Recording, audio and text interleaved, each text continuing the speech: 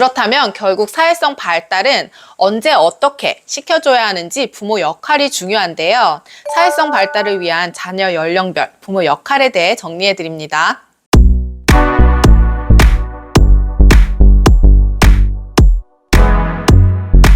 네, 안녕하세요. 이민주 육아상담소 이민주입니다. 한 주간 잘 지내셨나요? 신학기가 되면서 어린이집이든 유치원이든 또 학교든 새로운 환경에 우리 아이들이 열심히 적응을 하고 있는데요. 기관 적응을 하고 나면 4월 달에 이제 곧 1차 학부모 면담이 진행됩니다. 면담 시 부모님께서 많이 물어보시는 질문 중 하나가 우리 아이는 누구와 친하게 지내나요? 친하게 지내는 친구는 몇 명인가요? 친구와의 관계는 어떤가요? 또래 관계 관련, 즉 아이의 사회성 관한 질문들이 많은데요. 오늘은 우리 아이 사회성 발달에 대해 알아보도록 하겠습니다. 인기 있는 친구와 인기 없는 친구의 모습, 어떤 차이가 있을까요? 또래들 사이에 인기가 많은 친구들의 특징을 살펴보면 대체로 신체 활동할 때 활발하고 또 놀이를 할 때도 적극적이고 자기중심적이기보다는 상대방의 감정을 좀 잘 이해하고 또 수용하는 모습을 관찰할 수 있어요. 그에 비해 친구들에게 비교적 관심을 좀 덜 받는 아이들은 신체 활동을 할 때도 또 놀이를 할 때도 소극적이고 참여율이 높지 않아요. 친구들과 어울리기보다는 혼자 놀이하는 것을 즐기고 또 자기 감정을 표현하는데 익숙하지 않아서 의도와 달리 좀 까칠하고 예민하고 부정적인 감정도 과하게 격하게 표현하는 모습이 관찰됩니다. 좀 더 실제 상황으로 예를 들어 볼게요. 인형극놀이를 하는데 2명의 친구가 주인공을 하고 싶을 때 사회성이 높은 친구들의 경우 너도 주인공 하고 싶지? 나도 하고 싶은데 둘 다 하고 싶으면 어떻게 하면 좋을까?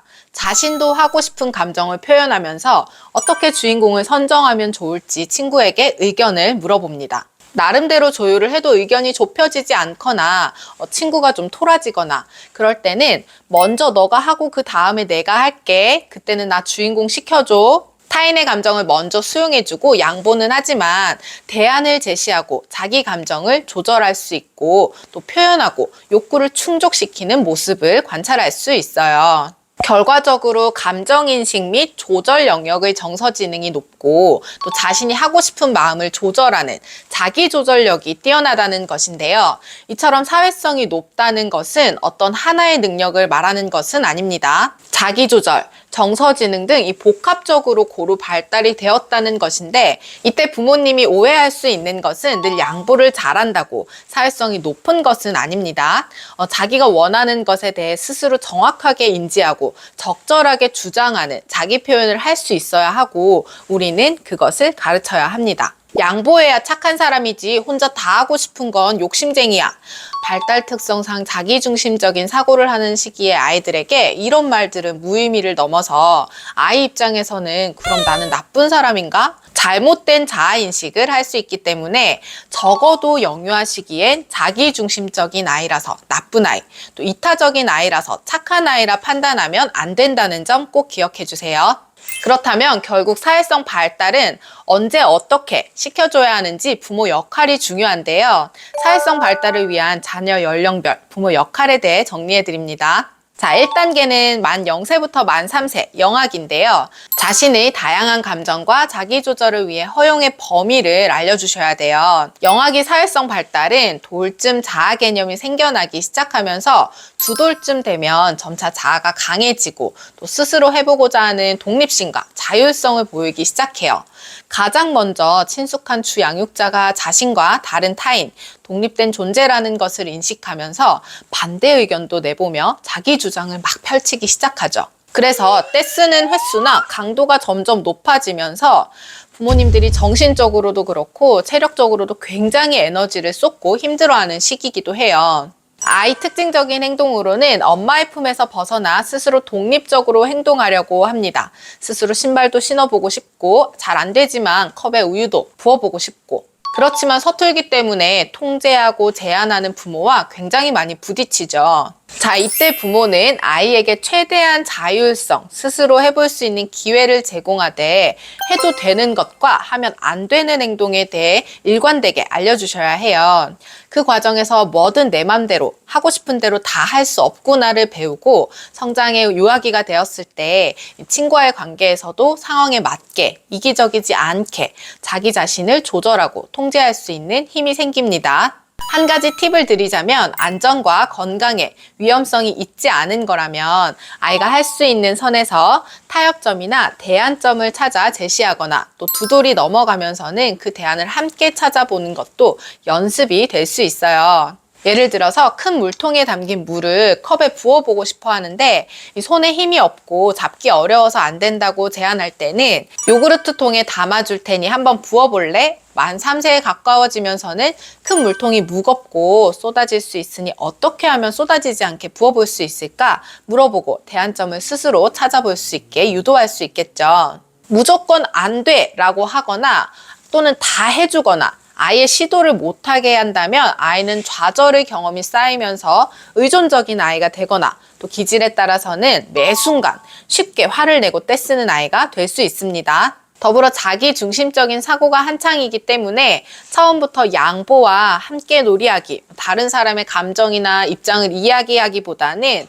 나를 잘 인식할 수 있게 도와주셔야 해요. 부모가 아이의 마음을 잘 들어주고 또 공감해주고 이해해주고 그 감정을 자주자주 언어로 이야기를 해주셔야 자기 중심적인 사고를 하던 아이가 점차 다른 사람의 감정도 들여다볼 줄 알고 또 인식하고 이해하고 또 수용해주고 존중해줄 수 있는 능력이 생기겠죠. 아이가 기분 좋은 일이 있을 때 오늘 기분이 좋아서 웃음이 났구나. 아이가 속상한 상황에서는 친구가 놀잇감을 뺏어가서 속상해서 눈물이 났구나. 이 과정이 충분히 되어야 합니다. 자, 부모 역할을 정리하자면 아이가 할 수 있는 적정 수준의 과제를 늘 던져주면서 발달하고 있는 자율성과 독립심을 키워주기 위해 도전의 기회를 제공하며 또 지지해주는 역할을 해주셔야 해요. 사회성을 높이기 위한 기초적인 뿌리를 다지는 시기라는 것을 잊지 말아야 한다는 것. 자, 2단계는 유아기, 타인의 감정을 인식하고 자기 조절을 시도하기 위한 기회를 제공해주세요. 영아기에 계속적으로 연습했던 이 해도 되는 것과 하면 안 되는 것, 즉 나의 안전을 위협하거나 타인을 불편하게 하는 행동을 하지 말아야 한다는 것을 잘 배운 아이는 이제 친구 관계에서도 적용해 볼 수 있게 되는데요. 또래와 조화롭고 긍정적인 관계를 맺기 위해 주변의 환경과 상황에 맞춰 자신의 욕구를 조절하는 과정을 배워나가겠죠. 이때 아이는 많은 시행착오를 겪게 됩니다. 그러면서 터득해 나가게 되죠. 유아기는 본격적으로 사회성 발달을 도와야 하는 시기입니다. 타인의 감정에 관심을 갖고 또 잘 인식하고 그 과정에서 자신을 조절할 수 있도록 도와주셔야 합니다. 친구가 놀잇감을 가져가서 기분이 어땠어? 많이 속상했겠다. 그런데 친구도 너가 너무 오래 놀잇감을 쓰고 있어서 기다리다가 화가 나서 그랬나 봐. 친구한테 다음에는 화가 나도 그냥 가져가지 말라고 이야기해주자. 자신의 감정 플러스 타인의 감정도 인식과 상황에 맞게 대처하는 방법까지 훈련이 필요합니다. 이 시기에 친구 관계가 좀 어려운 아이들은 하원하고 나서 2~3명의 소그룹 아이들과 함께 놀이해 볼 수 있도록 경험을 제공하는 것이 도움이 될 수 있어요. 너무 많은 친구들보다는 훨씬 갈등 상황도 적고 또 아이가 느끼는 부담도 적고 자기 표현도 더 적극적으로 해볼 수 있는 기회가 될 수 있습니다. 마지막 3단계는 만 6세 이상 유초등 시기인데 또래 관계가 중요한 시기이고 대화하는 기술을 배울 수 있도록 해주세요. 영아기는 자신을 인식하는 단계, 유아기는 타인의 감정에 관심을 갖는 시기, 또 유초등 시기는 타인의 감정을 잘 인식하고 또래와 긍정적인 관계에서 타협해가는 시기입니다.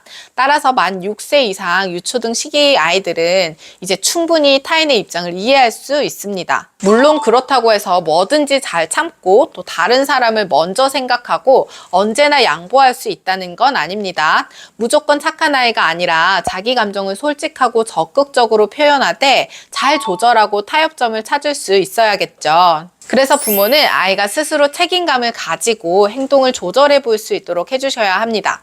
예를 들어 친구들 간 갈등이 생겼을 때, 형제 자매 간의 갈등 상황이 발생했을 때 아이들이 갈등 상황을 해결해 볼 수 있도록 시간을 주세요. 교사나 부모가 개입해서 잘잘못을 따지며 판사 역할을 하기보다는 흥분한 마음만 가라앉도록 도와주시고 둘이 충분히 대화하고 타협점을 찾아볼 수 있게 기회를 제공해 주세요. 대부분의 아이들은 방금까지 엄청 심각하게 다투다가도 언제 그랬냐는 듯 또 엉뚱하고 유쾌하게 문제를 해결해가는 모습을 볼 수 있을 거예요. 간혹 결론이 나지 않으면 서로 가위바위보를 하고 와서 해결했다고 잘 노는 모습을 보이는 아이들도 참 많은데요. 대단히 현명한 해결책을 찾은 건 아니지만 그 과정이 반복되고 아이들이 성장해 가면서 훨씬 더 현명하게 해결할 수 있습니다. 자, 이렇게 오늘은 영아기, 유아기, 유초 등 시기 3단계로 나눠 사회성 발달을 위해 각 시기별 아이 행동 특성 및 부모 역할에 대해 알려드렸는데요. 곧바로 10단계 목표를 이루겠다 욕심보다는 1단계부터 차근차근 건강하게 성장해 갈 수 있도록 도와주세요. 저는 다음 주에 또 유익한 육아 정보로 찾아뵙겠습니다. 안녕!